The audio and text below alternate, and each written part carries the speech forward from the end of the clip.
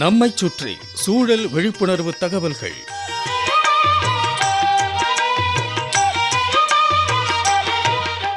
அன்புள்ள சித்தார்த் அவர்களுக்கு உங்கள் மாணிக்கம் எழுதும் மடல்.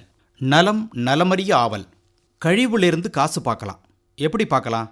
விவசாயத்தில் பயிர் சாகுபடியில் நிறைய கழிவுகள் ஒதுங்கும். அவற்றை சேகரித்து மக்குன உரமாக கம்போஸ்டாக மாற்றி ஒன்று நம்ம நிலத்துக்கே போடலாம் அல்லது விலைக்கு விற்பனை செய்யலாம்.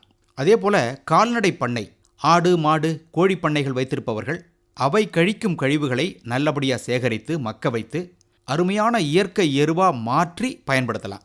நமது நாட்டில் ஓராண்டுக்கு 15,803 கோடி ரூபாய் மதிப்பிலான சாணம் எரு உற்பத்தியாகுதான்.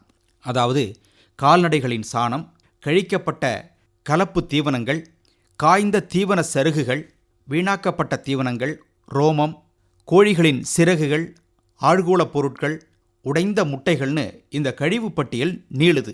இவற்றை சரியான முறையில் கையாளுவதன் மூலம் பொருளாதாரத்தை மேம்படுத்தலாம், சுற்றுப்புற சூழலையும் பாதுகாக்கலாம். சித்தார்த், ஒரு மாடு ஒரு நாளைக்கு சராசரியாக 24 கிலோ சாணத்தை கழிவுகளை வெளியேற்றும். எரும மாடு ஒரு நாளைக்கு 32.5 கிலோ கழிவுகளை வெளியே தள்ளும். குதிரைகள் வெளியிடும் கழிவு ஒரு நாளைக்கு சராசரியாக 13.5 கிலோ. ஓர் ஆடு ஒரு நாளைக்கு 1.25 கிலோ.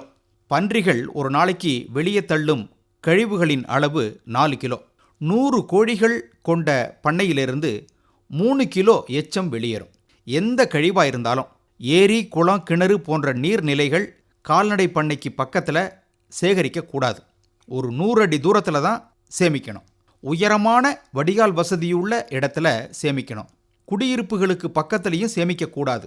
இந்த மாதிரி கழிவுகளை ஒரு மூலையில் போட்டு சேமித்து நல்லா மக்க வச்சு ஒரு வருடத்துக்கு ஒரு முறை அப்புறப்படுத்துவது வழக்கம். கால்நடைகளின் கழிவுல சாணம்தான் மிக மிக முக்கியமானது. நம்ம நாட்டில் ஓராண்டில் கிடைக்கும் உலர் சாணத்தின் அளவு 75 மில்லியன் டன்கள்.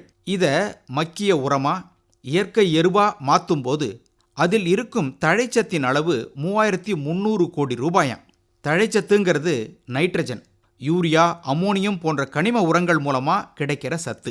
இது தவிர மணிச்சத்து பாஸ்பரஸ், சாம்பல் சத்து பொட்டாசியம் இவையும் ஓரளவுக்கு கிடைக்கிது.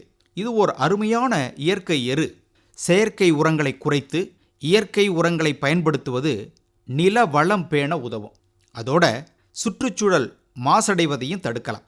சித்தார்த், முன்னாலெல்லாம் சாண எரிவாயு கலன்னு ஒன்று அமைச்சு அதில் சாணத்தை கரைச்சி ஊற்றி சமையலுக்கு கேஸ் எடுப்பாங்க, விளக்கு எரிய விடுவாங்க, ஏன் மோட்டார் கூட ஓட விடுவாங்க. இதெல்லாம் சாண எரிவாயுவின் பயன்பாடு. எரிவாயு எடுத்த பிறகு அருமையான மக்கின எருவும் வெளியே வரும் அந்த கலன்லேருந்து. அதை எடுத்து வயலில் போட்டு பயிர் சாகுபடி பண்ணும்போது கூடுதலான விளைச்சலும் எடுப்பாங்க அன்பர்கள். இப்போவும் ஒரு சிலர் கிராமத்தில் இந்த மாதிரி சாண எரிவாயு கலன் வச்சிருக்கிறாங்க. நல்லபடியாக பராமரித்து பயன்படுத்திக்கிட்டு இருக்கிறாங்க. முயற்சி வேணுங்கய்யா. அப்போ தான் இந்த மாதிரியான வேலைகளை எல்லாம் செய்ய முடியும். அதே போல் இலை, தழை, பண்ணை கழிவுகள், ஆழ்கூளங்களையும் முறையாக அப்புறப்படுத்தி நல்லா மக்க வச்சு இயற்கை எருவாக்கணும். இவற்றை விரைவாக மக்க வைக்க நுண்ணுயிர் கலவைகள்லாம் கூட வந்துருச்சு, பயோ டீகம்போசஸ்ன்னு. இப்படி சிந்திக்கணும். விஞ்ஞான வளர்ச்சி நமக்கு எப்படி உதவும், நாம் எப்படி பயன்படுத்தி பலன் பெறலாம்னு சிந்திச்சு செயல்படணும். சரிங்களா? இப்படிக்கு மடல் மாணிக்கம்.